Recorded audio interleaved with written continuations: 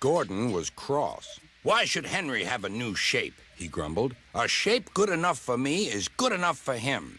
He goes gallivanting off, leaving us to do his work, and comes back saying how happy he feels. It's disgraceful. And there's another thing. Henry whistles too much. No respectable engine ever whistles loudly at stations. It isn't wrong, but we just don't do it." Poor Henry didn't feel happy anymore. "Never mind," whispered Percy. "I'm glad you're home again. I like your whistling." "Goodbye, Henry," called Gordon. "We're glad to have you with us again, but remember what I said." Later, Henry stopped at Edward's station. "Hello, Henry," said Edward. "You look splendid. I was pleased to hear your happy whistle yesterday." "Thank you, Edward," smiled Henry. "Shh! Can you hear something?" "It sounds like Gordon," said Edward, "and it ought to be Gordon. But Gordon never whistled like that." It was Gordon. He came rushing down the hill at a tremendous rate. He didn't look at Henry, and he didn't look at Edward.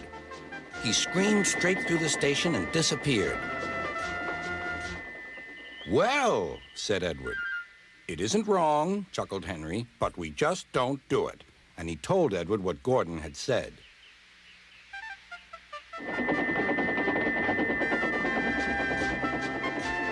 Meanwhile, Gordon screeched along the line. The noise was awful.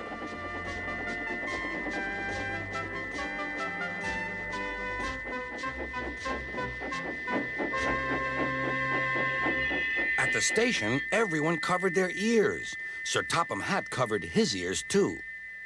"Take him away," he bellowed, "and stop that noise."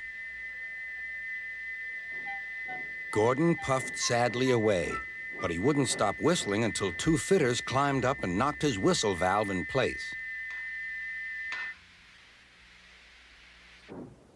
That night, Gordon slunk into the shed. He was glad it was empty. "It isn't wrong," murmured Henry to no one in particular, "but we just don't do it." No one mentioned whistles.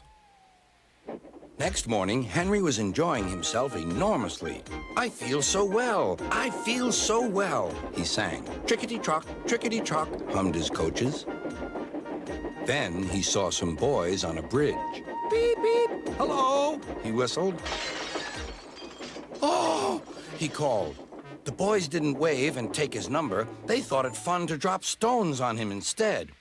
"They've broken our glass! They've broken our glass!" cried the coaches.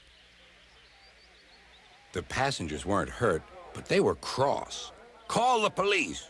"No," said the driver. "Leave it to Henry and me." "What will you do?" they asked. "Can you keep a secret?" "Yes, yes." "Well then," said the driver, "Henry is going to sneeze at those boys."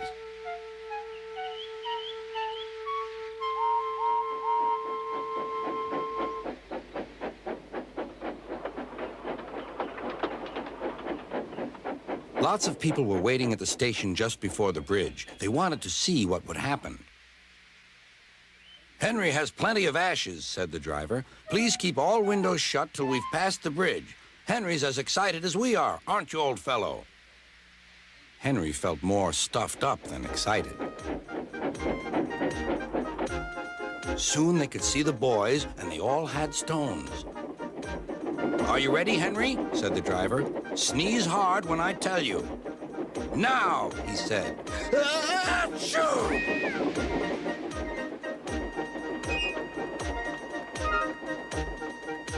"Well done, Henry," laughed his driver. Henry went home, hoping that next time he saw Gordon and the boys, they would have learned not to be so mean.